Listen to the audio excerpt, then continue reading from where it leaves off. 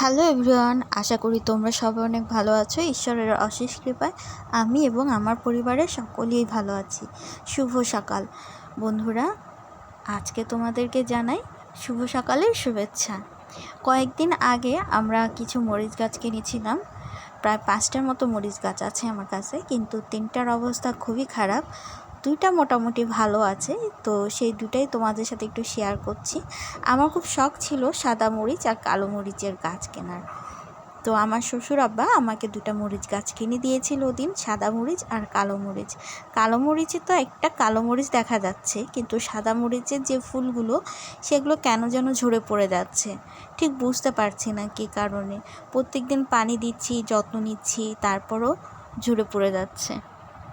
তো দেখো, সকাল সকাল আমরা দোকানে চলে গিয়েছিলাম, হাজির হয়েছে আমার খুব সকালবেলা, সে সকালবেলায় একটা, কিন্তু আমি ওকে বললাম যে তুমি নাস্তা করো, একটু পরে তোমাকে আমি মিষ্টি দই দিচ্ছি। কার কথা কে শুনে, ওর মিষ্টি দই লাগবেই।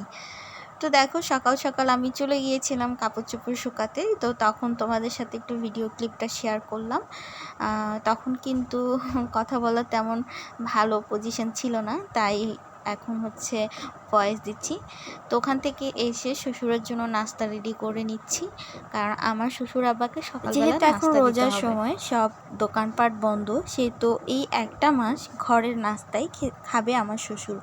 তো সেজন্য আমার একটু চাপ হলেও আমি ওকে বলে দিয়েছি, কারণ বাইরে থেকে যেহেতু কোনো খাবারের কোনো ব্যবস্থা করা যাচ্ছে না, সেহেতু ঘরই হচ্ছে প্রধান এবং শেষ উপায়। তো সকাল সকাল রুটি হচ্ছে, আর পাশে হচ্ছে দেখছো ডিম ভাজি করে নিচ্ছি, আর একটু ডিম আমার গায়ে পড়েও গেছে। আর আমার ছেলে অতিরিক্ত দুষ্ট হয়েছে, কোনো কাজ করতে শুরু করে দিলেই ও কান্নাকাটি করে এক অবস্থা, নাকের পানি চোখের পানি এক করে ফেলে।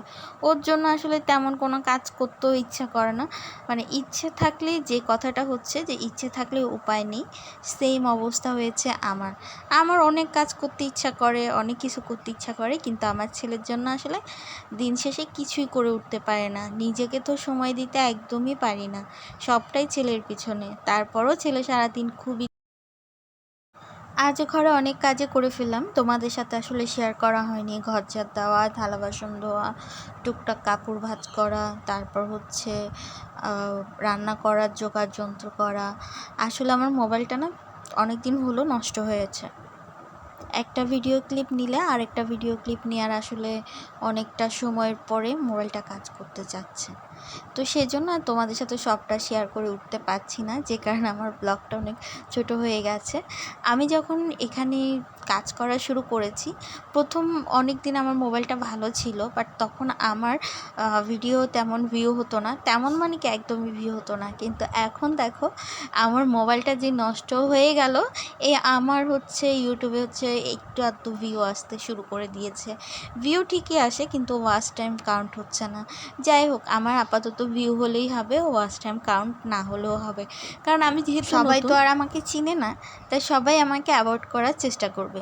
কিন্তু কয়েক মাস গেলে দেখা যাবে যে অনেকেই আমাকে পছন্দ করছে এবং অনেকেই আমার ভিডিও ফুল ওয়াচ করবে। তখন হয়তো আমার ওয়াচ টাইমটা কাউন্ট করবে, কিন্তু এখন তো সবাই জাস্ট ভিউ হচ্ছে, ওয়াচ টাইম আর হচ্ছে না। তো ওটাই মন খারাপ করে লাভ নেই। দেখো, আজকে আমি মাছের তরকারি রান্না করেছি, তারপর হচ্ছে আলু সিম ভাজি করেছিলাম, পরে গ্যাসটা ওভেনটা পরিষ্কার করে ফেললাম। তাহলে দেখা হচ্ছে নেক্সট ব্লগে। কেমন? ভালো থাকিও সবাই। নমস্কার।